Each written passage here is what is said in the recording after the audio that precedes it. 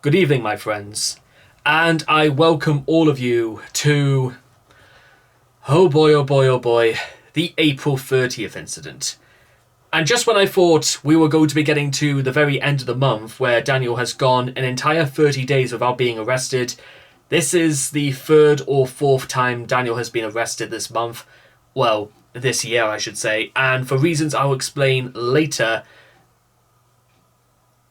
Well, I'll just get straight to it. So, I should disclaim to each and every one of you is that the following subject matter of the contents of the April 30th incident cover an ongoing situation that is subject to change, and I will make sure to rectify any changes that are needed to be re-institutionalized, as well as leave in the comments down below, so there are things that might appear outdated. So, also, this article needs additional citations, so here we go.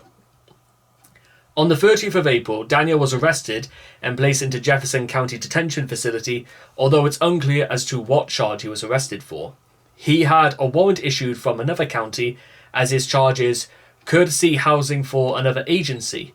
It can infer that this is due to Daniel violating probation several times, as in the days following up to his arrest, Daniel defrauded a Buffalo Wild Wings and admitted to viewing CSEM. Ironically, Daniel was arrested just 28 days before this, and both months prior, making this is the fifth time he has been arrested in 2020. 5 times in just 2024? Good lord.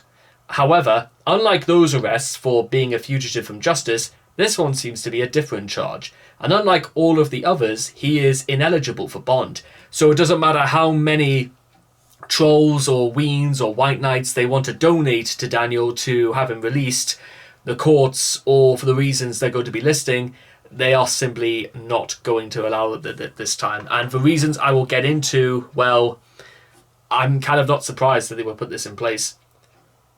Considering how much Daniel has gotten away with, Daniel could end up staying in jail for an extended period of time, much akin to the jail arc.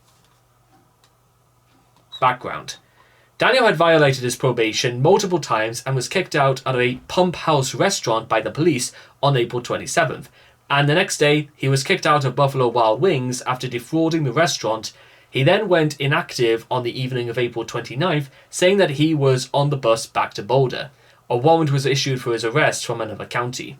Daniel is well known for making threats of a terror nature via social media, although the habit of threat-making appeared to escalate in the weeks preceding his arrest.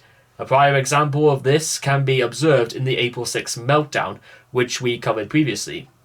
Daniel also makes numerous threats against Bob on his YouTube community tab during this time. It's speculated that these threats may have been a factor in his arrest. I did say previously that these things would come back to haunt him, not that Daniel listens to reason, let alone himself. All Daniel is motivated by is passion and not by anything logistic or anything that would make any sense in the eyes of anybody else involved. Given that the FBI allegedly was making a case against him, these could have been an arrest warrant from the FBI rather than the local police. The arrest.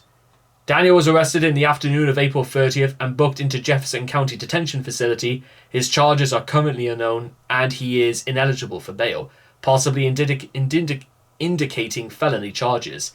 He was transferred out of the facility the next day. So, perhaps, ladies and gentlemen, this is the probably the day a lot of people were suspecting was going to take place, because the aftermath of all of the issues that the April 6th incident came into effect have finally come back to haunt Daniel. And for reasons I will just keep very, very short, but will explain right now, I'm just going to say this right now, is the fact that no point when I've been releasing videos every single day this year, and at no point have I ever said what I'm about to say right now, is the fact that, well, I could have said, don't find a way of donating to Daniel, don't find a way to prove he is innocent, don't do any of these things. Don't help Daniel out. Why? Because at this point, I am going to say openly, Daniel is a lost cause. And yes, I am fully aware of who Daniel Larson is.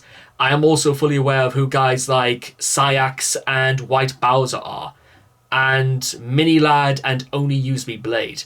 I think all of those people are terrible in their own right. But Daniel Larson, I almost want to make an exception of first and foremost, because I think this man is, in every sense of the word, dreadful. And he will continue being dreadful, and I have no pity, remorse, or hope left for this man.